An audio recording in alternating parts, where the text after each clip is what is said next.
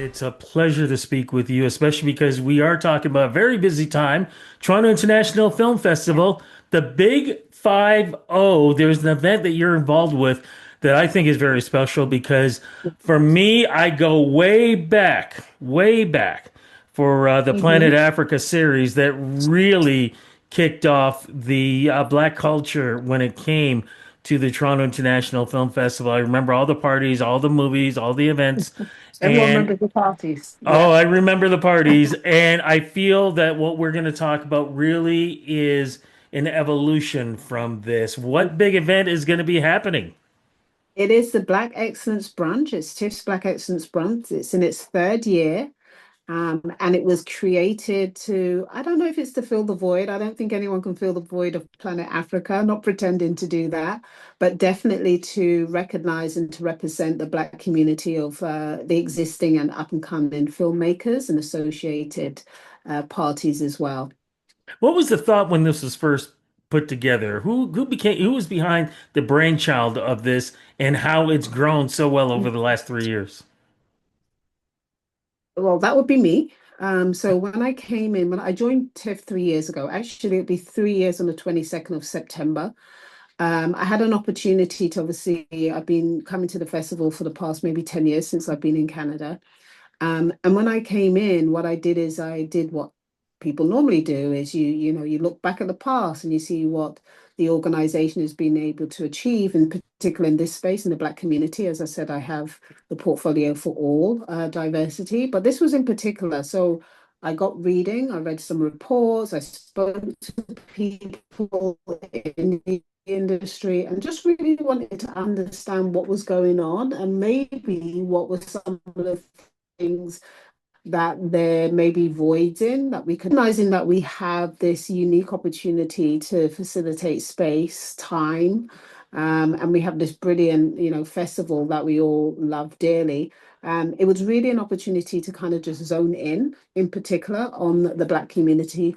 And I heard a lot about Planet Africa, and I knew that I couldn't necessarily fill that void, but what I could do is speak to what was happening now. And what was happening is that we could see that we were having the young talent or talent coming through various, whether it's agency, whether it's talent programs, etc. And then we had established, directors, film actors, etc. But there wasn't a space to always bring them together, or not necessarily they would come together, but it'd be very like it's all directors, it's all actors, it's all this, and it was very separate. So, because I'd experienced that as I came into the organization myself, as I was trying to get orientated, I was like, why do we do that? Like, why is there not an opportunity during the festival where we can bring all the parties together? And one thing we know, and each year it's themed, and I'll tell you a little bit about that, is that when we bring community together, you don't have to do much. Like, you give them the space, you give them an opportunity to connect, they'll do the rest. And so, really, the aim for the first year in speaking to various people, I spoke to people who had come through our talent labs, like Sasha Lee Henry, Aria Menisnake, I think the pronunciation is, and others, was that they had this great kind of opportunity to kind of do some of their projects, but that was established by them being able to connect with other people. And so really the aim was to create that. And the theme for the first year was a room for all. And so this was really about not having any barriers, not having separation. There was no VIPs, there's no better talent than this talent. It was just a room, and we focused on a conversation. We were blessed enough to have Director X as well, who was releasing a project at the time as well, and some other people. And people were very gracious and generous with their time. And we invited everyone. And we had Spike Lee who came through. He was at our conference and he came and spent some time with us. We had music, we had food, and we just let the room do the rest.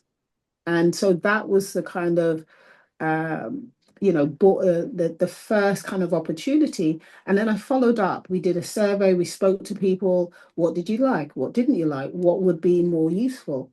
And one of the things that was universal was that opportunity just to be in a room and just, someone said to me, I've been trying to connect with Clement for all my career. He was there. I just made a beeline, and they did that. And Clement's so gracious anyway, right? So he's there. people engaging. Even Spike Lee, he was very gracious with his time.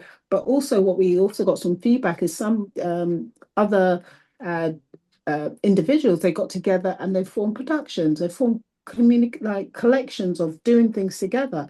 And so for us, in knowing those conversations were had and that, they would probably continue, our job was done.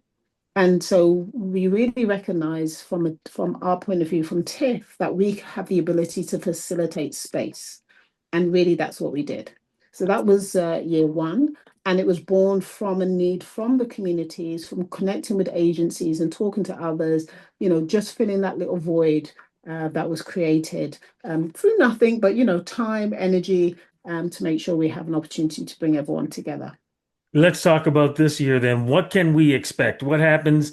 I'm a first timer. I walk in. What happens? So this year, as I mentioned, that we do a theme each year, and it's normally research connecting with the industry. Last year was the year of the multi-hyphenates, and so that was really about how we're seeing actors become writers, directors, and event management people becoming distributors, etc. And this year, we really wanted to lean into two things, really. It's TIFF's 50th, which is a momentous achievement for an organization, for a festival that is world renowned. It's Planet Africa's 30th, which again, until I came into TIFF, the significance, and I spent some time, on YouTube, on all the legacy documents, just really getting very familiar with how important and special Planet Africa was to the community and is still, Absolutely. because I'm telling you, people are still saying, Marsha, are we doing Planet Africa parties? And I'm like, no, but we'll do something. But I recognize that. So we wanted to make sure that in this celebration of the 50th of TIFF, we could not leave out Planet Africa because it's an integral part of TIFF. We know that when you read and you look and you speak to people, the curation of those films and the bringing together of those people, talents who are still going today in many of them, that was where it started. We don't need a separate curation of African diaspora films today because it's integrated. But if Planet Africa didn't do what they did 30 years ago, we don't know what the case may be. Right. So we have to recognize that. And this is a time to do it. And so what we did last year is we had one spotlight. So if you come in this year, what you will see is up to 4 or 5 spotlights where we, take that minute to give some flowers to a director. We've got Karen Chapman, we have Zara Bentham as a rising star actor. We have the agencies with Black Screen Office who have tirelessly been plowing into the industry and making sure that we hold accountable other organizations as well. Right. So this is our moment again from the TIFF perspective. We facilitate the space, the community will do the rest. And we are really pleased to be able to again lean into Planet Africa and give them their moment.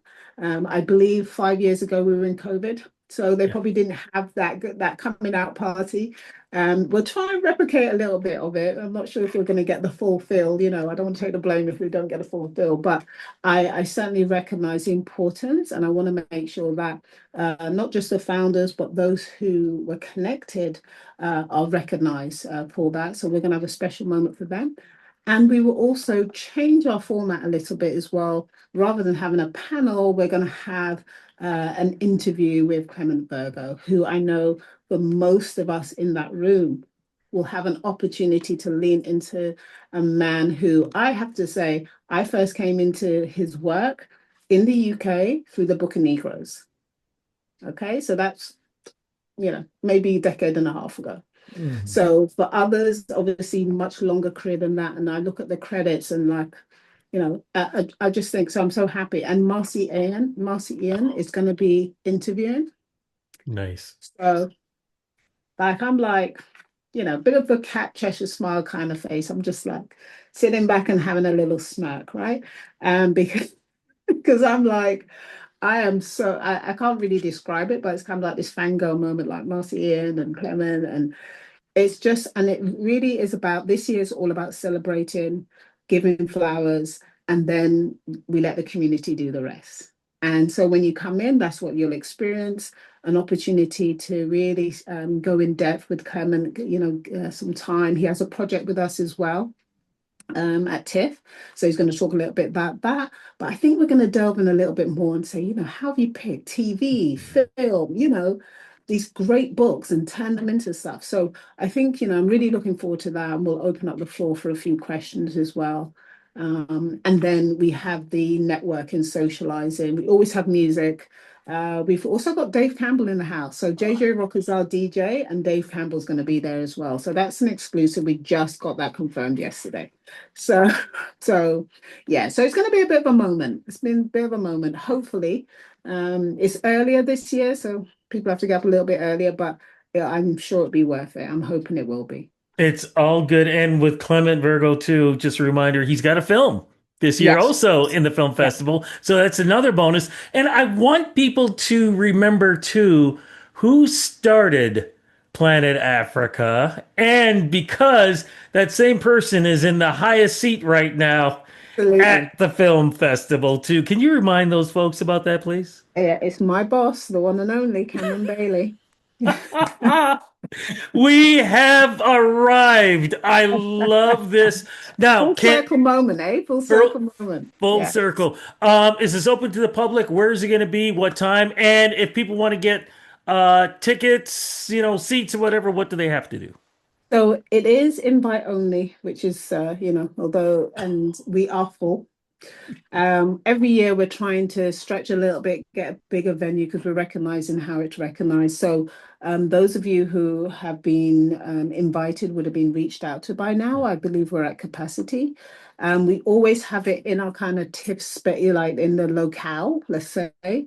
So that's where it'll be this year again. And our hope for next year is that we'll change up the format a little bit and try and open up a little bit broader. But we will be doing sound bites and sharing things from the actual brunch. We always do that. So those of you lucky enough to be invited, we look forward to seeing you. We have lots of people who come back year after year. We also try and attract the new talent who's just out there, just finding their feet. So we try and hunt them down a little bit as well. But this year, I think we're more or less at capacity. It's still an amazing event, whether you're invited or not. It's still a celebration that we all celebrate, whether you're invited or not. Yes. And I just love this because I know as a reporter back in the day when I would cover this, to see this being part of the legacy, I think is one of the most Mm, beautiful things I have ever seen and experienced. Thank you so much for the interview, but more importantly, thank you so much for giving this part of TIFF its heartbeat. And yes. like I said, it's a beautiful thing. Thank you so much for the interview, but more importantly, thank you so much for bringing this to the public. Thank you. Thank you very much, Rudy. Pleasure.